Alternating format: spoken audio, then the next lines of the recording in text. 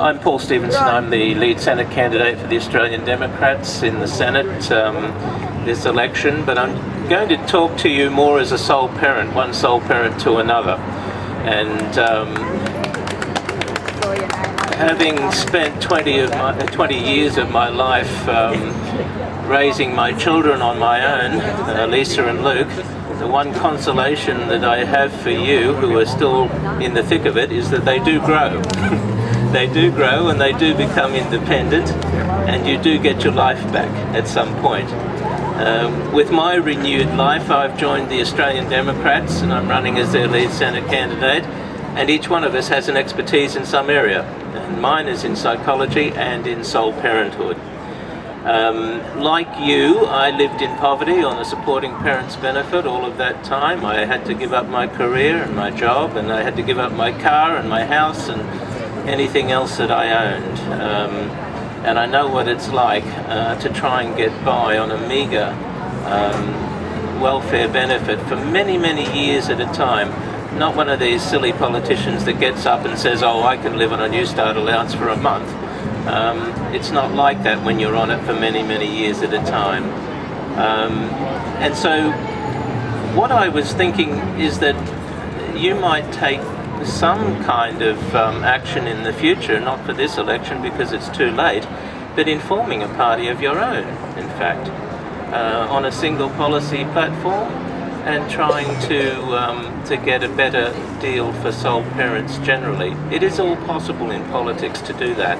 Even if you start with absolutely no money at all, it is still possible to do that. But here's the message that I'd like to give to anybody that's listening in any kind of authority area today, and this is a message as a psychologist. The bureaucrats in Canberra don't understand the vital point about sole parenthood. And the vital point about it is this, that by virtue of the fact that you are sole parent families, by virtue of the fact that your children have one and only one parent, they have sustained in their life some kind of a trauma for which they need special help. Your children, like my children, have special needs. My children suffered abandonment. Yours may have suffered grief or loss or even death of a parent. But every child of a sole parent has suffered some trauma in his or her life. And that child needs the assurance that their one and only remaining parent considers them to be of the highest priority in their life, above employment and above income and above careers and everything else that they might otherwise have been involved in had they not made the difficult choice to try to chip away at life day by day raising their kids. It's the most difficult choice that anybody can make. To think that the bureaucrats now consider that your welfare benefits can be cut back to a New Start allowance, to me makes no sense at all. It makes no sense economically, social justice-wise. It makes no sense, as Sue, I think, was saying, for a dysfunctional society. It designs a dysfunctional society in the long term. There can be no logic that supports cuts to meagre welfare benefits. In the long term, you will be like me, probably.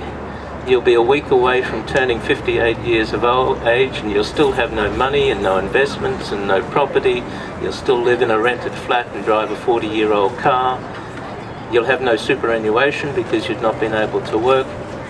And look, I can tell you that it really, that 20 years or so that you take out to do the toughest job of all will be a lifelong impact.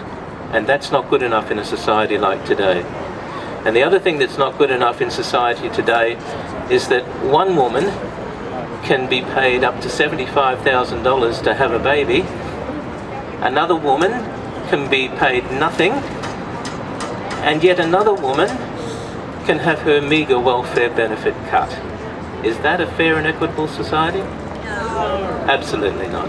Enough is enough, ladies and gentlemen, and thank you for inviting me for speaking.